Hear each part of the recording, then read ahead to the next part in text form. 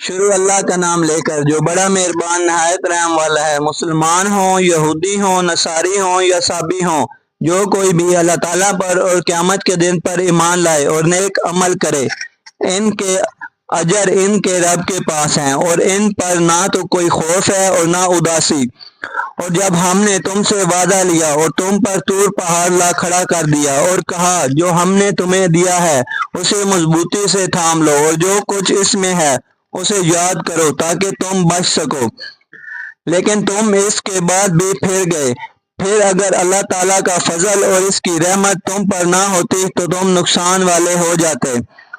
اور یقیناً تمہیں ان لوگوں کا علم بھی ہے جو تم میں سے ہفتے کے بارے میں حد سے بڑھ گئے، اور ہم نے بھی کہہ دیا کہ تم ذلیل بندر بن جاؤ۔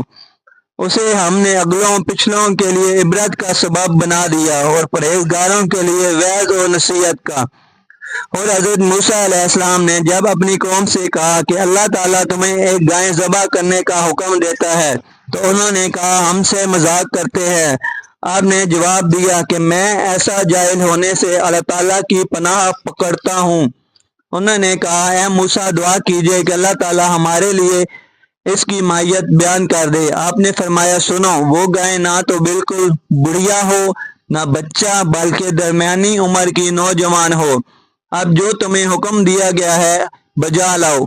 وہ پھر کہنے لگے کہ دعا کیجئے کہ اللہ تعالیٰ بیان کرے کہ اس کا رنگ کیا ہے۔